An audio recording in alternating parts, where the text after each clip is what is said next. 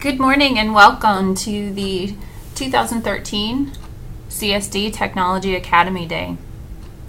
Today we have over 30 sessions planned for you, probably about 37 if you count our open lab sessions. We have 21 volunteer instructors and we have almost 200 teachers participating today. So thank you to our teachers who have volunteered their time and have been working. I saw many of them working in some shared Google Docs this weekend. From Westlawn, we have Ann Ingham. Thorson, we have Erin Rockowitz, Patty Castell, Candy Gibson, and Brenda Rowland. From Parkview, Mary Jo Canham, Kim Parmenter, Lenny Hansen, and Hope Nolte. From Webster, we have Patty Knutson and Scott Rayflob. Thank you also to from the ELC, Amanda Zerbakken. From CHS, Lisa Moore, Joe Paddock, and Jody Hackle. From the district level, Frederica, Eric, and myself.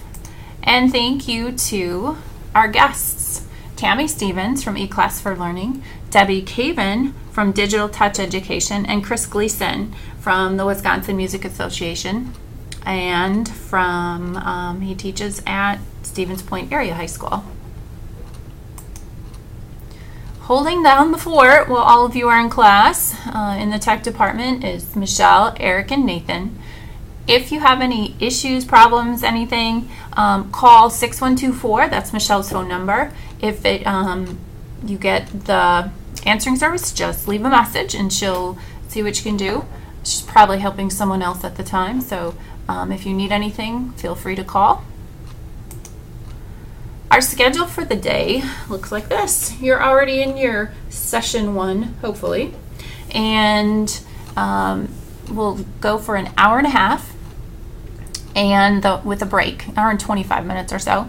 The break time, high school people, help find the nearest bathrooms or direct people to their next class.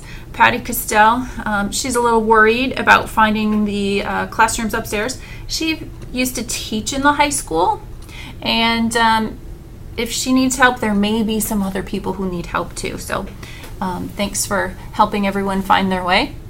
We will break for lunch after session 2 at 11 and returning in our classrooms by 12:15. At the end of the day, our schedule did say we had closure, reflection, and evaluation in our final session. I'll be sending you a link at the end of our 3 days together, so you can fill that out, a survey type evaluation then. If you need this schedule, you can visit the Tech Academy website. Here's a Google shortened link. So if you will just go to Google, goo.go, capital ANVU, little v, it'll bring you to the Tech Academy site if it loads. So we'll pretend it loaded and move on. Oh, there it is. So we also have open lab sessions. And so we have devices for you to use during that time. You can pick them up and return them in the CHS Commons. Feel free to work in the Commons, and also then the IMC is available in the main room areas, so not the Bulldog Lab or the conference room, but upstairs and downstairs at the tables. They are painting in the IMC, so careful for wet paint. It's the tan colored paint on the trim and railings and things. So last but not least, before we get into a little content here, anyone Twitter users, tweets, use CSD Tech Day for your tweets, and be sure to tweet some pictures too. So to frame our day and a little food for thought, I thought I could deliver my very first Keynote presentation, but I actually kind of chickened out, or lack of time or preparation, whatever you'd like to say. So what else would you do but go with Sir Ken Robinson, anyone with a British accent will have more credibility than I would anyway. So he has a great piece done for Adobe Education on how technology is changing education.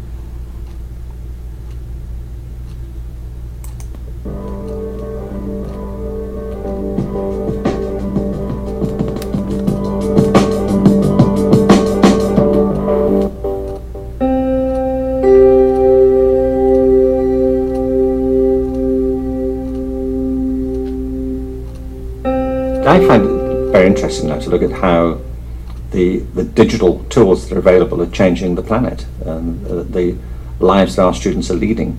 The fact is, most people who are teaching now in schools were born before these tools were available, and our students take them completely for granted. Somebody once said that technology is not technology if it happened before you were born. I mean, I was born in 1950, which does seem like a very long time ago now, but I wasn't very excited about electricity. You know, it wasn't like some major breakthrough for me, but it was for my grandparents. And our kids aren't really that excited about a lot of the technologies now that excite adults. They simply take them for granted. So our students have a facility with digital technology, and it's right and proper, therefore, that we should build them into the heart of education. But it's also important we do it because the tools themselves are creating cultural changes and possibilities which are really quite new. Our students are connected not just with the people in the room around them, but with literally anybody on the planet they care to be connected to. And that's an entirely new cultural proposition, I think, and it changes the game. And my argument is that one of the reasons we have to transform education, and we really do, is because the technologies have changed the whole context of education, but they're also among the ways in which the transformation itself will take place. So this shift to me is much more than a shift in the way we do art or the way we do design, although that's certainly the case. These tools are extraordinary now. They affect the way we think in all disciplines. They affect the way we think of disciplines. They affect the way disciplines interact. So these new tools seem to me to be providing opportunities and a palette of possibilities which should be available to every single student, not just to a few.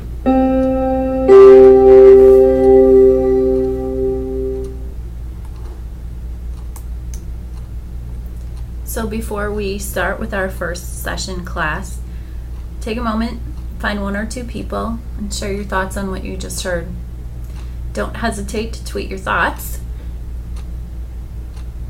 And with that, enjoy your day.